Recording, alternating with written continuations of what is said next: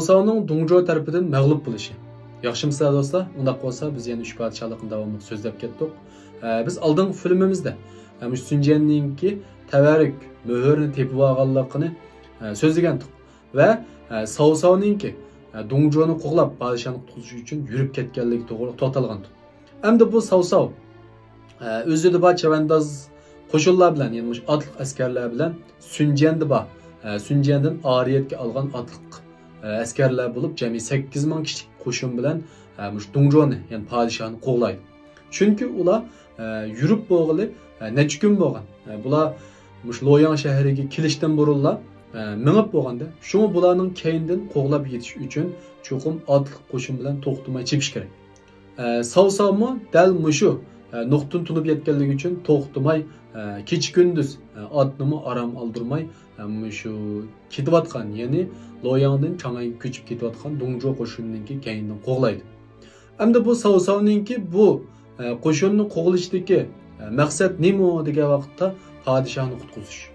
Nimishqa? Chunki 18 taram qo'shinninki yig'ilishidagi birdan-bir maqsad nima desa podshohni qutqizish. Eng cho'ng maqsad shu. Am podshohni qutqizishning nimaga foydasi bor degan vaqtda podshoh albatta butun iqlimga hukmronlik qiluvchi. Agar bu podshohni Savsav qutqizib ola olsa, demak bu cho'ng to'yib ko'rsatgan bo'ladi. 18 taram qo'shini hech qaysi qilinmagan ishni qila oladi. Hatto haqiqatan muvaffaqiyatli qutqizib, podshohni Loyangga qaytarib akilib, xonadonlikni qaytadan qura olsa, demak Savsav shu Dongjoning o'rnidagi nihoyat muqim huquqdor bir kishiga aylanib qolish mumkin. Demak, Savsav nihoyat tezla fanshin, ya'ni o'zini yuqori martabaga ega qila oladi. Nihoyat tez egilik tiklay oladi degan gapda. Shunga Savsav bu Dongjo qo'shinininki keyindan qo'g'laydi. Endi albatta Dongjo qo'shinini qo'g'lash nihoyat qaramliq. Shunga 18 taram qo'shindagi boshqa pasiballar buni qo'g'lashdan voz kechib qo'g'lamay turib oldi. Savsav shuni bilsimi, bu yerdagi agar tasoddifiy g'alaba qilib qolsa, nihoyat cho'ng shon-sharafga huquq erishadiganligini bilib yetganligi uchun bu tavakkul qiladi. Endi bu Savsav o'ylagandek haqiqatan buni jiddiy qo'g'lab Dongjo qo'shiniga yetishib oladi. Ammo o'ylamagan yerdan Dongjo qo'shinidagi Liru Luybuga olli burun shu qo'shinninki kayinib turib pistirma qo'yish, ya'ni tog'ninki ikki tarafiga qo'shinni bo'ktirma qo'yib, shu yerda yoshirinib turib Savsav qo'shin kirgan vaqtda ularga qattiq zarba berishga buyruq berib qo'yganda, shuning bilan Luybu bu yerda shu tog'ninki ikki tarafiga askarlarni tayyor qilib saqlab turdi.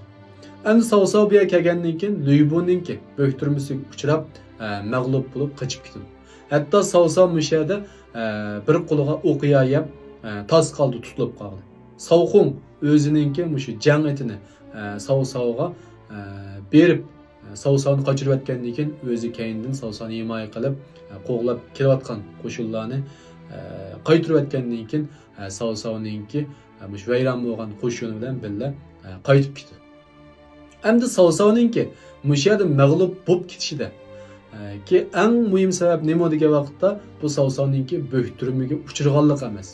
Amaliyotda Savsav shu Dongjo qo'shinini qo'g'layotgan vaqtlar cho'qim Dongjoninki bo'ktirma qo'ydiganligini asosan faraz qilib qo'ygan. Chunki har qanday qo'shin asosan qechayotgan vaqtda keyinlik qo'shinninki qo'g'lab kelishidan saqlanish uchun, shu qo'shinni qaytarib o'tish uchun albatta bu yerga bo'ktirma qo'ydi. Salli bir harbiy dasturlarni o'qib baqqan, shu jang nomlaridan xabar bor kishi demak bu narsani biladi. Endi Savsavninki bu yerda mag'lub bo'lib ketishdagi tub sabab uninki bo'ktirmaga uchirganlik emas. Nimishqa? Chunki Savsav olli burun Dongjoninki bo'ktirma qo'yganligini bilib bo'lgan yoki faraz qilib bo'lgan deyishib bo'ldi. Chunki bir azroq bir shu jang nomlarini biladigan yoki shunday xodim boshqarib baqqan, ancha jang qilib baqqan song'ulli bo'lsa, qechayotgan qo'shinninki keyinda bir bo'ktirma borligini bilalaydi. Chunki qechayotgan qo'shinlar bo'ktirma qo'yish orqali keyindik qo'shinni to'sab qo'ydi. Ham Savsavninki bu yerda mag'lub bo'lib ketishdagi birdan-bir sabab nima desa, buninki qo'shinining ozligi ham qo'shinlarninki sarxil bo'lmaganligini deyishib bo'ldi. Chunki Savsavninki bu qo'shinlari hammasi yangidan sapga qo'shilgan.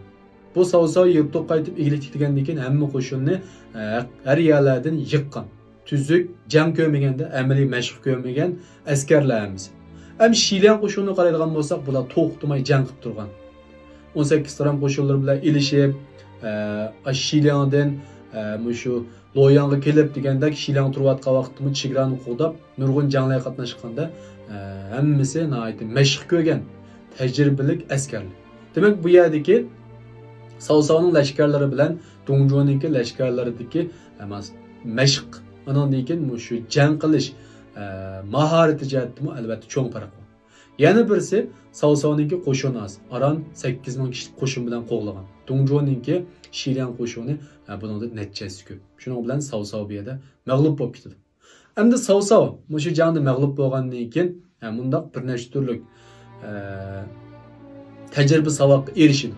Yani nima degan vaqtda o'zing kuchli bo'lmay turib, hargiz boshqalarga tayinib olish bo'lmaydi. Ya'ni boshqalardan umid kutishga bo'lmaydiganligini his qildi. Chunki 18 taram qo'shini hamkorlashgan bilan hammasi o'z manfaatida bir-birisiga yordam qilmadi-da. Hamkorlashganda qilgan bilan hech kim yordam qilmadi. Albatta Savsavmi Dongjuo'ni qo'g'lash taklifini bergan vaqtda hech kim buning qo'shilmadi. Agar hammaylar qo'shilib bilamangan bo'lsa, balkim Dongjuo'ni mishada o'ltirib etgan bo'ladi-da. Shilian qo'shinini vayron qilib ketdi. Bu yerda Savsavning gapi qo'shilmadi. Agar Yuan Shao shu taklifni berib qolgan bo'lsa yoki 18 taram qo'shiniga buyruq qilgan bo'lsa, balkim bu yerdagi shu 18 taram belgilari uning gapiga qo'shilib menish mumkin. Nimishqa? Chunki Yuan Shao'ningki qo'shini kuchli, zimini cho'ng. Buningki amaliy kuchi zo'r degan gapda. Shuni siz boshqalar bilan hamkorlashman deydi ekansiz, cho'qim amaliy kuchingiz zo'r bo'lishi kerak, o'zingizni kuchlantirishingiz kerak degan gap. Savsavmi shu nuqtani tunib yetganligi uchun har qanday vaqtda cho'qim o'zining kuchini oshirish, o'ziga tayinishniki nihoyat muhim ekanligini his qilganligi uchun keyingi vaqtlarga kelgan vaqtda bu o'zini nihoyat kuchlantirdi. Ya'ni qo'shinni ajoyib yaxshi mashq qilsa oladi. Sarxil qo'shinni oladi. Az bo'lsa-mu soz bo'lgan. Ya'ni shu song'ullar jangi usta, mushavirlar aqlga boy, shunday odamlarni o'zining yeniga tortib qo'shinninki amaliy kuchini zo'raytirdi. Unda qo'z do'stlar, bugun Savsavninki hikoyasini shunchalik so'zlab turlar. Agar do'stlar film yorgan bo'lsa, yuraklarni berib qo'yinglar, astaki inkas rayoniga inkaslarni, alt raqamlarni, gullarni yo'llab qo'yinglar. Filmni saqlab olib, do'stlaringizga tarqatib qo'yinglar.